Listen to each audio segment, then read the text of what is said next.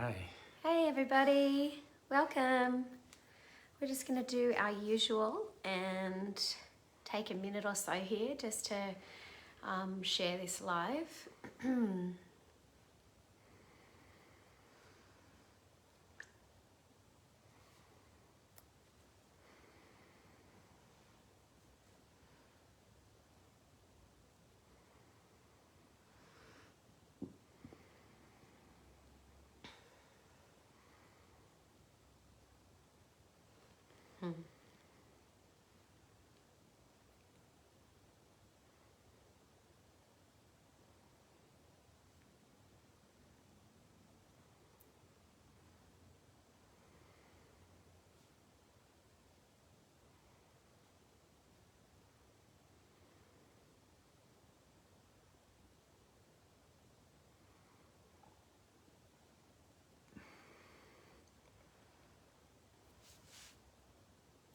Almost done.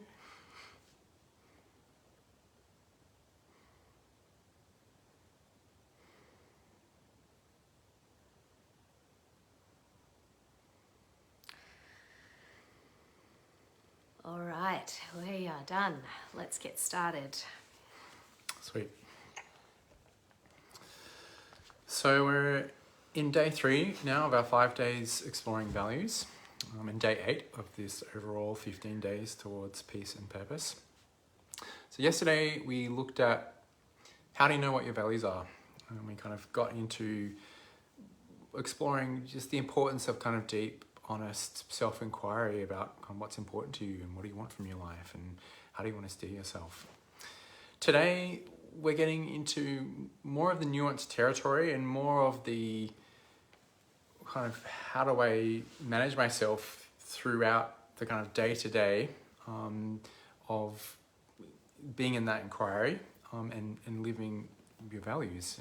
And a core part of that is around our emotions. You know, how do we relate to ourselves emotionally? How do we actually feel our emotions, and how does that relate to our values, and how does where we get into places of inner conflict around our values, which we explored a little bit yesterday, start to become relevant as part of all that. And this is kind of a lot of the tricky territory of knowing and living our values, because like we've been saying, what is valuable to us is going to vary depending on our context and how we're feeling, and how we actually figure out how to really live our values a lot of the time has us in dilemmas, you know, and getting kind of into these inner conflicts that we have to work through and understand what the principle is that lets us kind of live within the dilemma of a value, like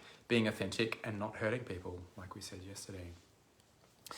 So let's get into some of the specifics. So emotions, from our point of view, are really super important to be in touch with. You know, our emotions are such a core part of being human. Our emotions let us know what our needs are, and a lot of time they let us know actually what our values are.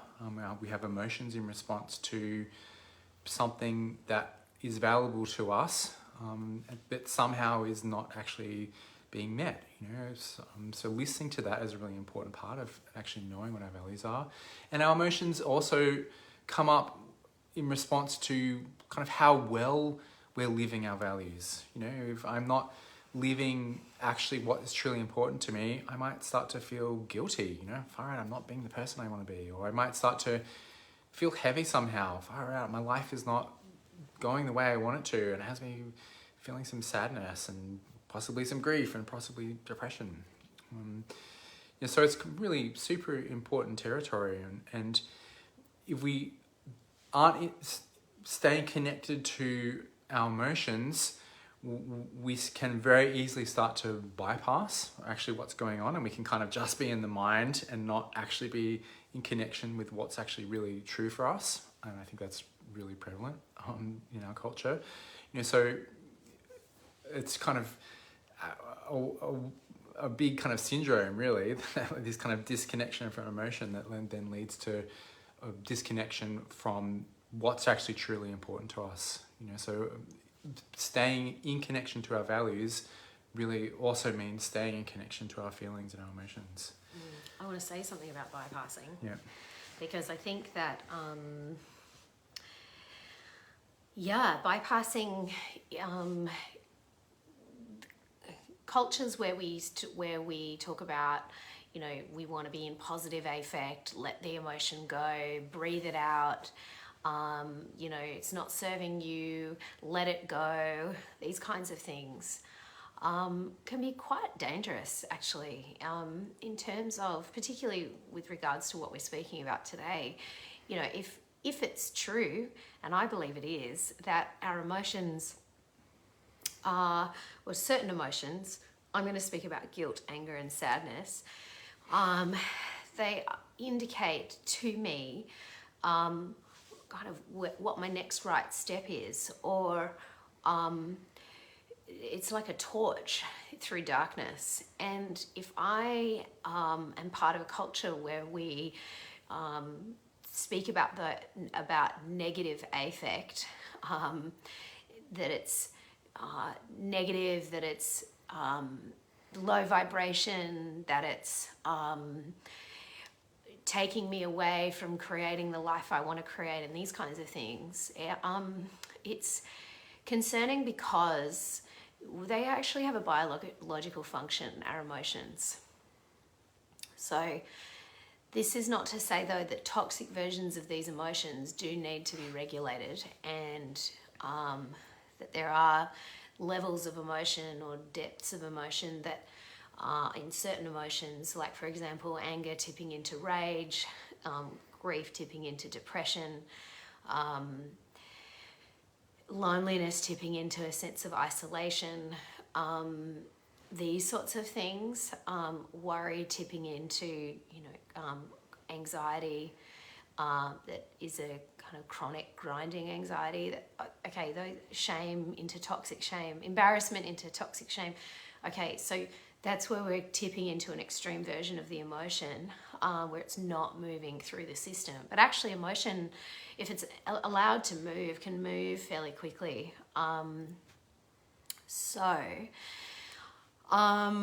You know, I think when we went through the pandemic, we saw quite a split in how people deal with emotion. And I mean, we're all dealing with so much that none of us had ever dealt with before.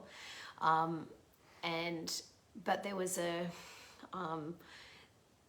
there was either a kind of well, there's probably many different versions, but I was noticing kind of how different people might deal with it. Some people might stay in just kind of a positivity bias, not wanting to kind of attach to any low vibrational thinking or fear-mongering or fear-based thoughts. And then those that were really kind of captured by the fear and debilitated by it.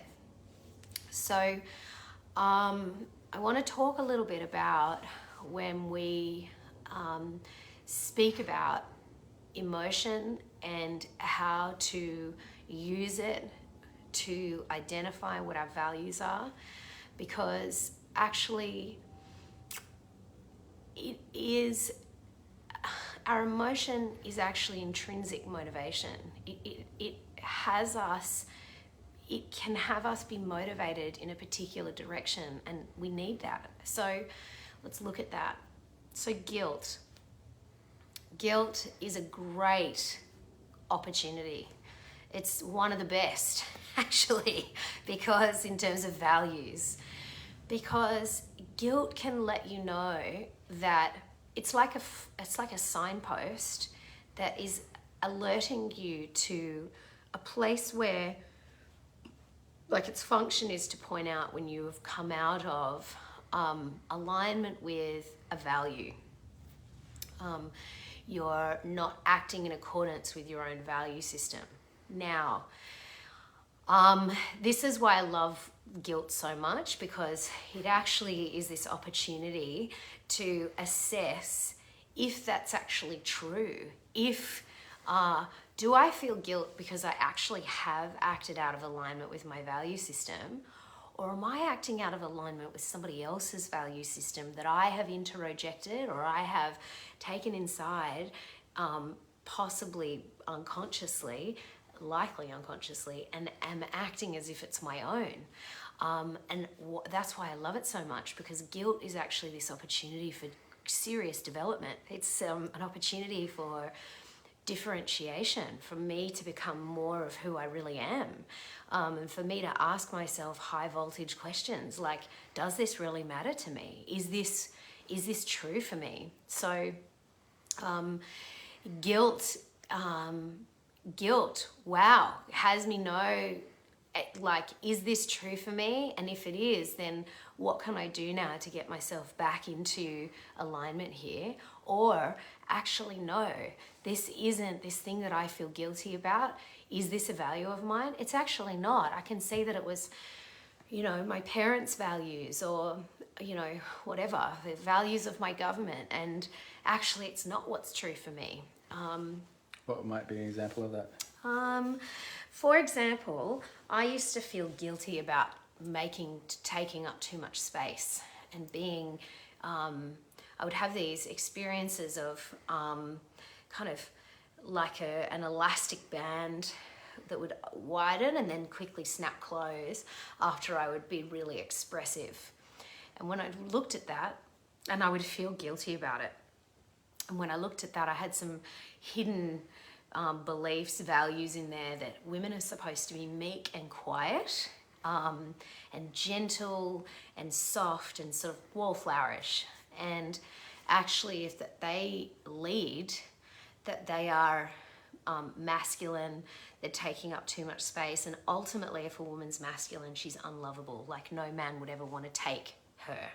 Well, but I come from British heritage, and that's part of my history, my cultural historicity.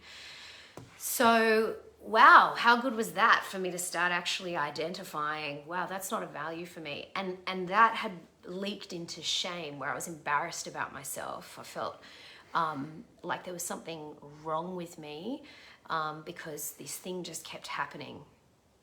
So once I actually looked at, no, that doesn't fit for me. I want to support any human being to be expressed regardless of their gender, sure, have containment, sure, have appropriateness and attunement, but that's not the same thing as what I'm talking about. This is just actually freely expressing yourself in the moment, being spontaneous and natural.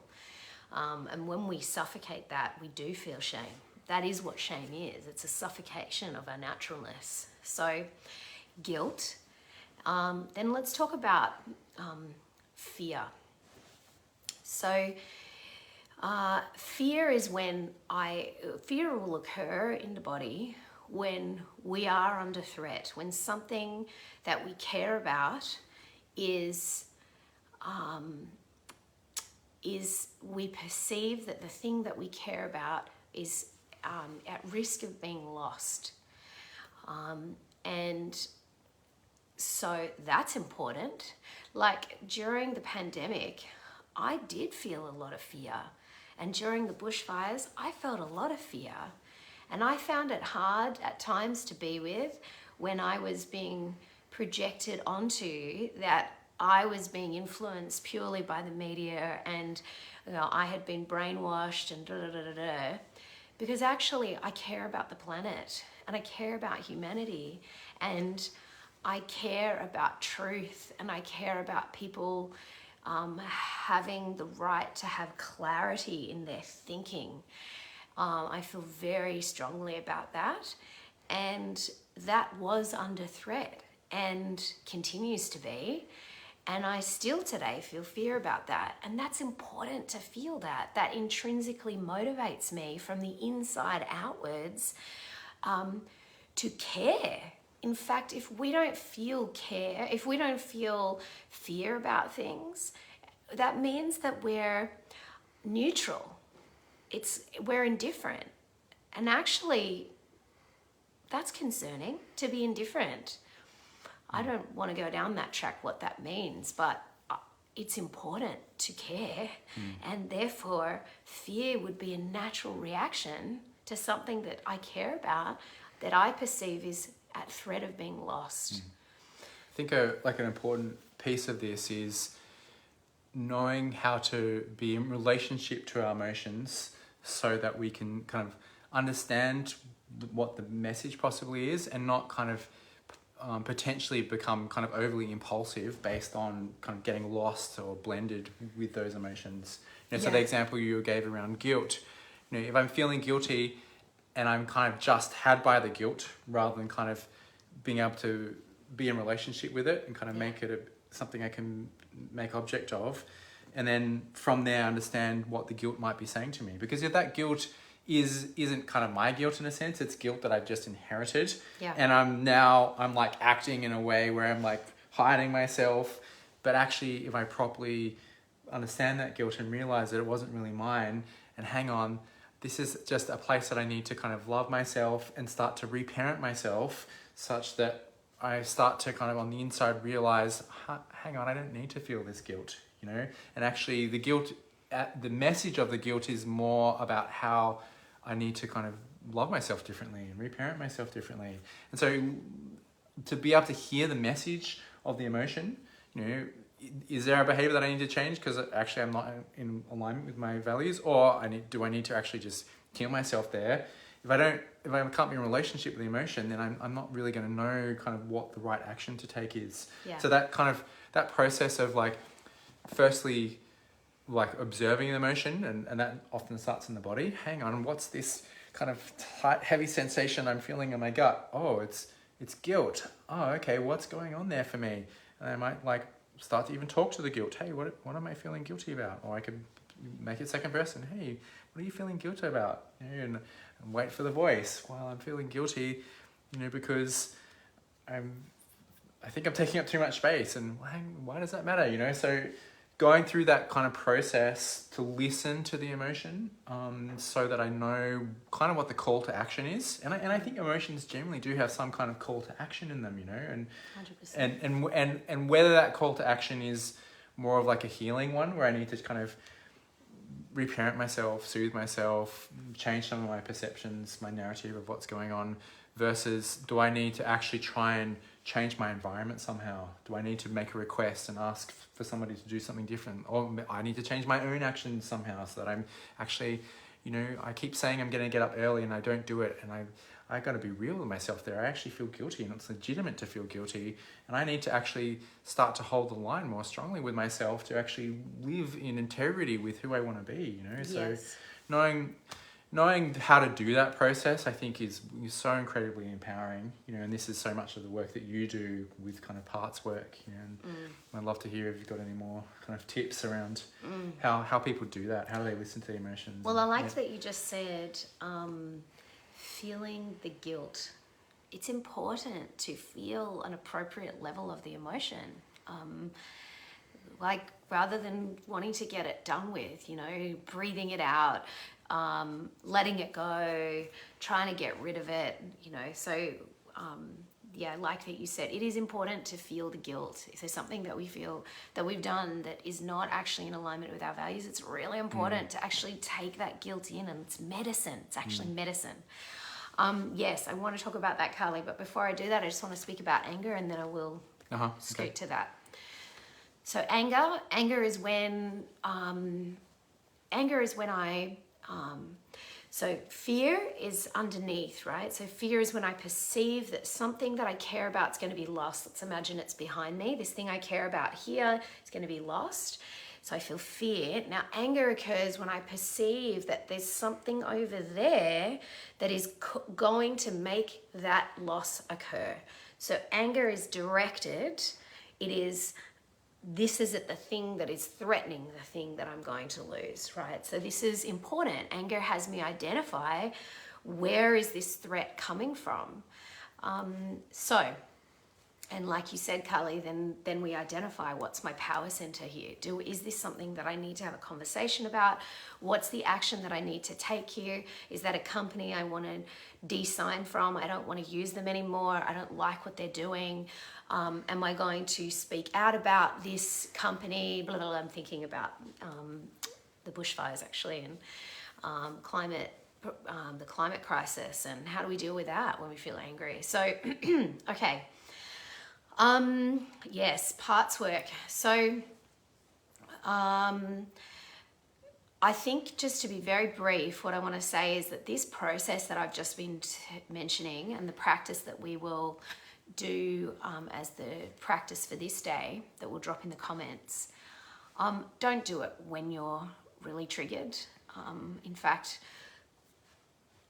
really the best first move is down regulation, which is why we started this series with down regulation. We want to down regulate before we engage our thought realm, because when a dysregulated nervous system is informing the mind, our thoughts are missing important data. We're missing important data, and therefore we can make incorrect assumptions. So I think for this values work, it's important to know that we've done down regulation, we've done the regulation practice first for a reason.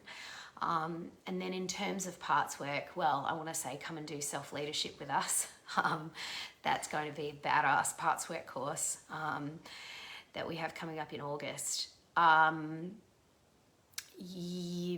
the thing I think I want to really say here is that, look, going into parts work is a pretty dense subject. So what I would say is speaking to the feeling, like you just were modeling, is a great way to identify to kind of hear the intuitive voice of what is this about.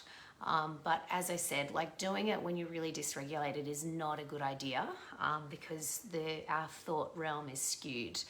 We just don't have enough of our brain online to really make thorough assessments with regards to our values. And if we do it from that place, we can start to actually kind of be on missions of holding what's true for us when actually we're missing important information about ourselves and the situation. So I think that's kind of the most that I really want to say about doing parts work here, because it's so intricate and complex. And we will do some though in the practice, so you'll be guided through some of that anyway. Yeah, like I think one just key thing, like you said, is that the down regulation piece. Of course, down regulate in a way that we're feeling ourselves, because I can down regulate in a way in which I kind of actually just go into freeze or a form of disassociation. So that kind of like what we've done a lot of in our practices of kind of sighing, feeling my body, you know, and which then lets me properly kind of feel my emotions, because I can feel the sensations connected to them, and kind of making space for them, you know, just like, you know, and one simple thing to relate to ourselves around is, you know, kind of a voice of like love, you know, like, hey, it's okay, you know, it's okay that I'm feeling this, you know, just welcoming ourselves fully. So I think that's so key, to make space to actually then be able to speak to our parts. The other thing that I want to bring up here is the inner conflict piece, you know, and I think you started to point to it a little bit around where we can be experiencing multiple emotions at the same time. And I don't think inner conflict, it just has to be emotional, but the example you gave around fear and anger, you know, like they, you know, quite often that's kind of what's going on, right, is we've got, you know, these multiple emotions happening at the same time. And I think another example is where people can go into like hopelessness and depression, and underneath that can actually be a lot of anger, and then underneath that can be a lot of fear. And quite often there are these multiple emotions and these multiple voices that are occurring around those emotions, and they might be pointing to different values, you know. So I might have a value around, hey, I'm going to protect myself, and I'm not going to put myself around whoever it is, the family, my boss, you know, in a way that I'm going to end up feeling hurt, you know. But then I also might have a value around, hang on, I want to like speak my truth to people, or I might want to, you know, have a value around growth and getting outside my comfort zone, you know, and then we kind of end up in this kind of stuckness and confusion of like, well, I don't really know how to act because it's not clear what my values are around this thing. And knowing how to kind of navigate that inner conflict, you know, and those multiple emotions, I think is really important kind of practice to be in. I'm curious if you've got some good tips to share around that.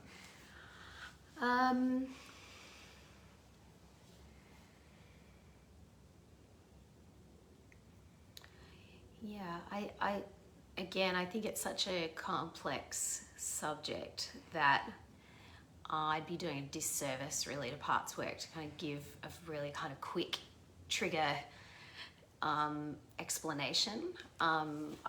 I plan on talking more about this in depth in its own kind of context. And I think self-leadership's a great place to come and learn that.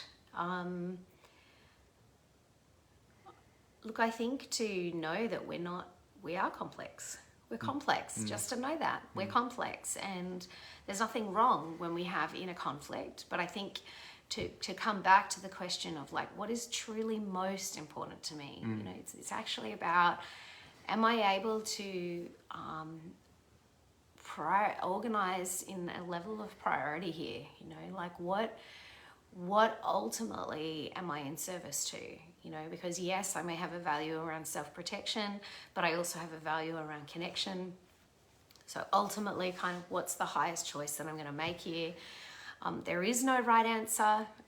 Life is messy, but I think to keep coming back to like ultimately what is my highest value here? And I think that if we are in self space, it's actually a lot clearer. It's a lot clearer, but getting into that space is really important. I just used a little bit of jargon there, so I apologize for that. But it's essentially having space from all the parts, you know, and an indication that I'm in self space is that I have clarity. So, and clarity about maybe not, I don't know what to do, but clarity that I know what I'm going to do next so that I can get clear, right? So, I think as in all conflict, negotiation is necessary for us to be able to negotiate and have all parts heard, all parts validated, all parts considered, and a genuine attempt to try to meet the needs of our parts if they are needs that are appropriate to be met, you know. I do think that things become a lot clearer when we're in our wise adult though. So I think that if there is a lot of complexity and confusion, it's probably because you're not in self space. Unless there really is an emergency, like an actual emergency, there is no rush to really fully know the answer right now, and kind of self really knows that. And so the inner conflict can be spacious. Yeah, this regulation piece is really allowed in all this, right? Yeah, it really got is. to regulate first. It really is. Yeah. There was one example for me in a conversation with a friend just recently that I think kind of illustrates this parts conflict a little bit, where he was like wanting to start living with a lot more productivity, and he was like went to go for like a 10 straight away, and there were parts of him which were just like, whoa, too much, too fast, you know, and those parts, he was saying to me that we hadn't really properly acknowledged them, you know, and it had him actually feeling really resistant to kind of doing the stuff that he wanted.